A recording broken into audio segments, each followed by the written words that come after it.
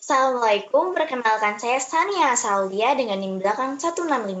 Pada kesempatan kali ini kita akan membahas mengenai bab 9 yaitu keamanan informasi. Berikut adalah uraiannya. Pertama adalah kebutuhan organisasi akan keamanan dan pengendalian. Didasarkan dari pengalaman perang Vietnam yang mana para pendemonstran merusak perangkat komputer, menimbulkan ide kepada kalangan industri. Lalu, keamanan informasi itu sendiri adalah perlindungan terhadap perangkat komputer dan non-komputer, fasilitas, data, dan informasi dari penyalahgunaan pihak-pihak yang tidak berwenang. Tujuannya ada tiga, yaitu kerahasiaan, ketersediaan, dan juga integritas. Lalu ada manajemen keamanan informasi dan bisnis. Untuk informasi yaitu aktivitas untuk menjaga agar sumber daya informasi tetap aman. Sedangkan bisnis adalah aktivitas untuk menjaga agar perusahaan dan sumber daya informasinya tetap berfungsi setelah adanya kerusakan. Lalu ada manajemen keamanan informasi. Bagian pertama adalah manajemen resiko, di mana ditunjukkan tahap-tahapnya. Tahap pertama adalah mengidentifikasi ancaman, yang kedua adalah identifikasi resiko, ketiga adalah menentukan kebijakan dan keamanan, dan yang terakhir adalah mengimplementasikan pengendalian. Sedangkan bagian kepatuhan kepada tolak ukur, yaitu tolak ukur yang diciptakan oleh pemerintah dan entitas terkait, yang untuk menentukan kebijakan keamanan informasi dan diharapkan mengimplementasikan pengendalian. Lalu ada ancaman. Information security threat adalah orang, organisasi, mekanisme, atau peristiwa yang memiliki potensi untuk membahayakan sumber daya informasi perusahaan. Ancaman internal dan eksternal berasal dari karyawan perusahaan, pekerja temporer, konsultan, kontraktor, dan bahkan mitra bisnis perusahaan. Kerusakan yang berasal dari internal lebih serius dibandingkan dengan ancaman eksternal. Yang kedua adalah tindakan kecelakaan dan disengaja.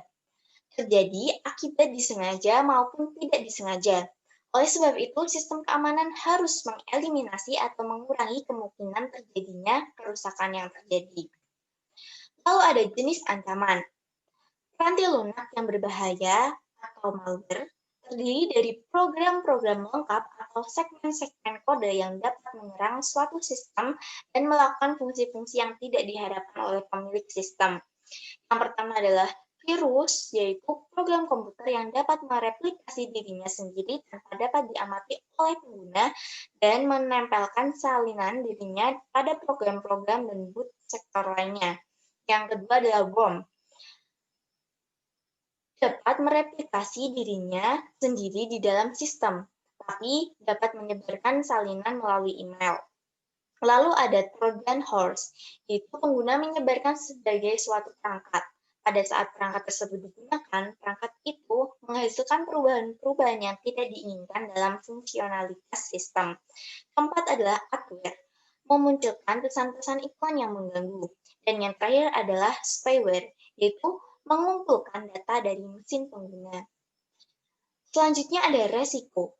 Sebagai potensi output yang tidak diharapkan dari pelanggaran keamanan informasi oleh ancaman keamanan informasi, dibagi menjadi 4 jenis, yaitu pengungkapan informasi yang tidak terotorisasi dan pencurian, kedua adalah penggunaan dan tidak terotorisasi, yang ketiga adalah penghancuran yang tidak terotorisasi dan penolakan layanan, dan terakhir keempat yaitu modifikasi yang tidak terotorisasi.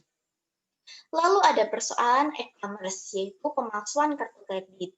Terdapat dua penanganan. Yang pertama adalah kartu kredit sekali pakai, di mana pemegang kartu kredit yang akan membeli secara online akan mendapatkan angka yang diacak dari situs web yang mana nanti digunakan untuk pembayaran melalui perusahaan kartu kredit.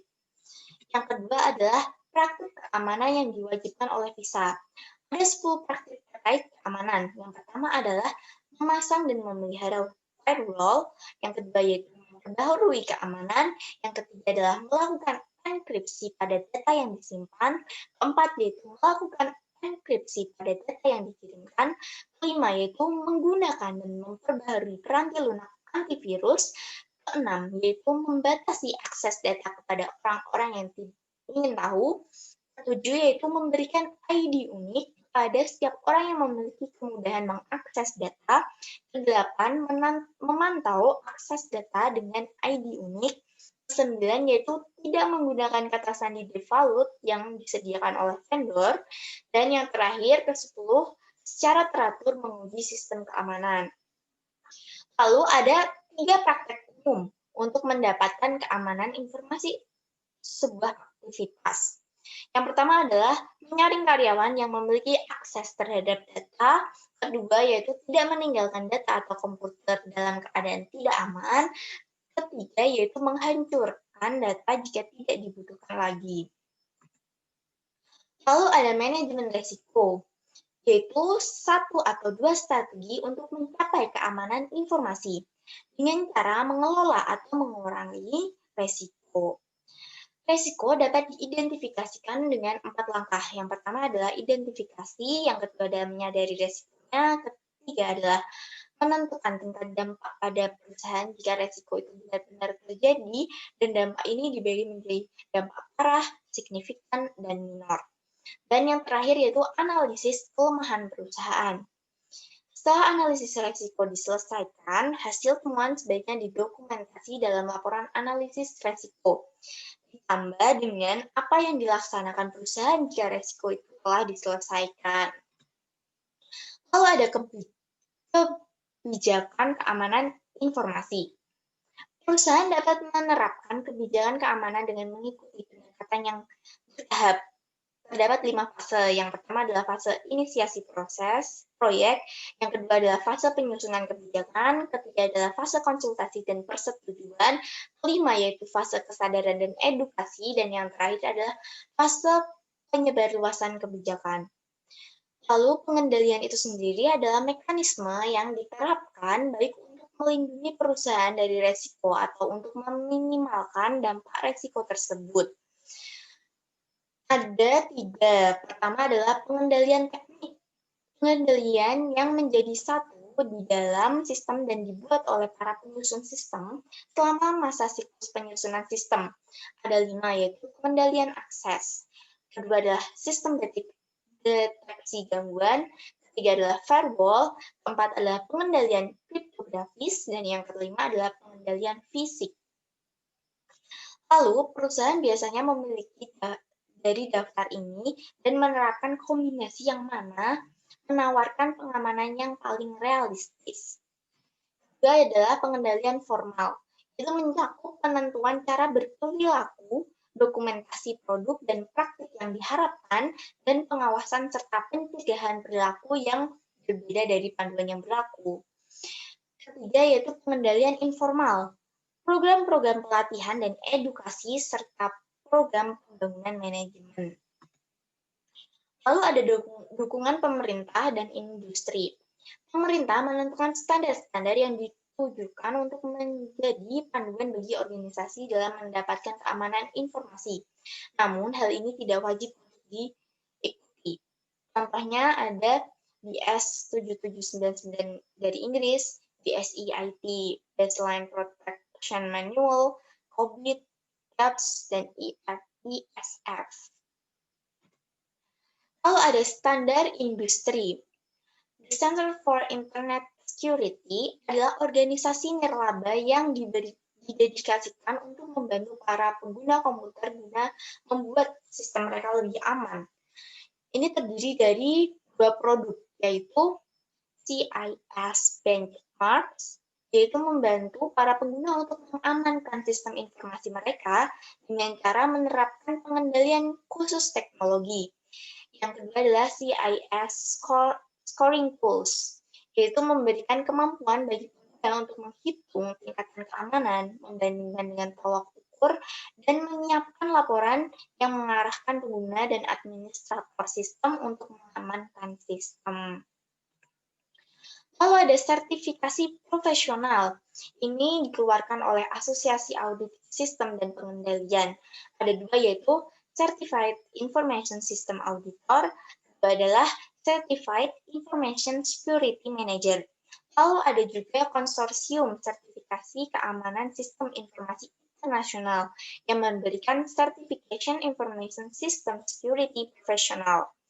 Lalu, pada Institut Sains yang memiliki program yaitu Global Information Assurance Certification Program. Lalu, kita dapat meletakkan manajemen keamanan informasi pada tempatnya dengan mengimplementasikan gabungan dari pengendalian teknis, formal, dan informal. Manajemen keberlangsungan bisnis, yaitu aktivitas yang ditujukan untuk menentukan operasional setelah terjadi gangguan sistem informasi.